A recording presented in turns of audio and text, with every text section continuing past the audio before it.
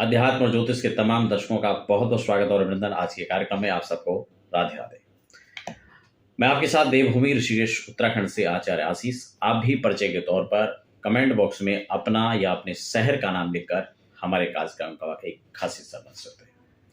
आज के कार्यक्रम में वास्तु की हम बात करने वाले हैं और उसमें भी खासकर हम उस हिस्से की बात करने वाले हैं कि कौन से ऐसे घर होते हैं जो व्यक्ति के लिए सुख, समृद्धि, भाग्यशाली और जीवन में वैभव और वर्चस्व को बढ़ाने वाले होते हैं।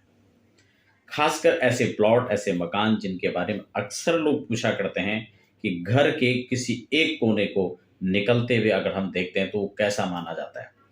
उदाहरण के तौर पर आपके घर का कोई एक कॉर्नर जो बढ़ा हुआ है या ऐसा प्लॉट जो कहीं ना कहीं तिकोने टाइप के हो जाते हैं या फिर किसी के कॉर्नर बाहर की तरफ निकल जाते हैं, क्या ऐसे प्लॉटों को शुभ माना जाता है? अगर माना जाता है तो वो कौन सा कॉर्नर सबसे अधिक प्रिय होता है, सबसे अधिक अच्छा होता है वास्तु के दृष्टिकोण से, जिसको हम शुभ मानते हैं? इसी को लेकर विस्तार से हम चर्चा करेंगे। नए दर्शक हैं तो एक निवेदन भी रहेगा, चैनल को सब्सक्राइब करके बेल आइकन जरूर दबा लीजिए ताकि आने वाली अपडेट्स, चाहे वो अध्यात्म, ज्योतिष, वास्तु, तमाम प्रकार के कार्यक्रमों के।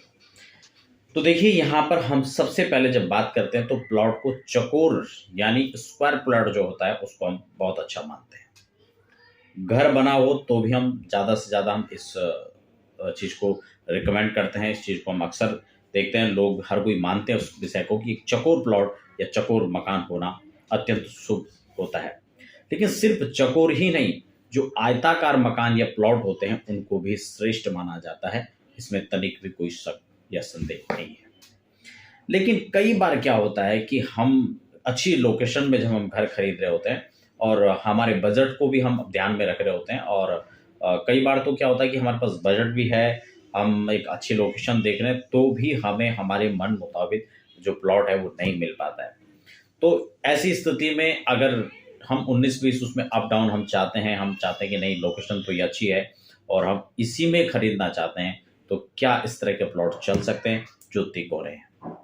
अगर तिकोना प्लॉट है तो आपको सबसे पहले इस बात का ध्यान रखना है कि कौन सा कोना जो है आपका ट्रायंगल हो रहा है। अगर आपका प्लॉट आगे से बिल्कुल सीधा है और पूर्व की ओर उसका और उत्तर की ओर से यानी ईशान का जो एक कॉर्नर है वो अगर बढ़ रहा है थोड़ा सा, तो कोई दिक्कत नहीं है, ऐसे प्लॉट शुभ होते हैं। आप उसको शीघ्र वहीं पर टिक कर सकते हैं, आप उसको खरीद सकते हैं। लेकिन इस बात का ध्यान रखें कि जिस प्लॉट का पश्चिम और दक्षिण का कोना, बड़े ध्यान से इस बात को समझें, पश्चिम और दक्षिण यानी वायव्य का कोण बढ़ रहा हो तो ऐसे प्लॉट को अवॉइड करना चाहिए। हमारे यहाँ वास्तु के प्रचलन में आपने विविध कार्यक्रम देखे होंगे, बहुत सारे आपको तरह तरह की उसमें जानकारियां दी जाती हैं।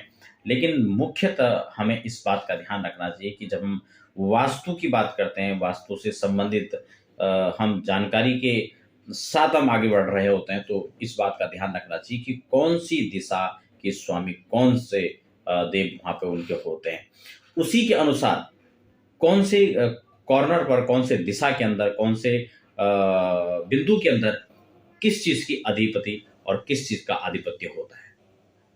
जब इस बात को आप समझ जाएंगे तो आप सर्वथा इस बात को भी समझ लेंगे कि वास्तु के हिसाब से हम घर बना रहे होते हैं, जमीन खरीद रहे होते हैं, तो हमें किन बातों का ध्यान रखना चाहिए और हमें किन बातों को लेकर के हमें सजग भी रहना चाहिए।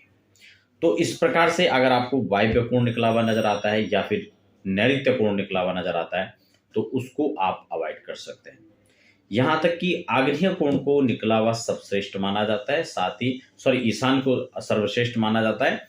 और अगर सेकंड वेस्ट के तौर पर देखें तो आप आग्नेय कोण यानी पूर्व और दक्षिण का जो कॉर्नर है, अगर वह भी एक तरफ से तिकोना हो रहा है तो ऐसे प्लॉट को भी खरीदा जा सकता है। तो कॉर्नर की बात आती है कि कौन सा कॉर्नर बड़ा हुआ है, तो 2 कोने वाले प्लॉटों को हम खरीद सकते हैं और 2 को हमें अवॉइड करना है, जिसकी जानकारी आज के कार्यक्रम में आपको देने का प्रयास किया। बने रहें और वास्तु की जानकारियों के साथ जुड़े रहें। तब तक के लिए धन्यवाद।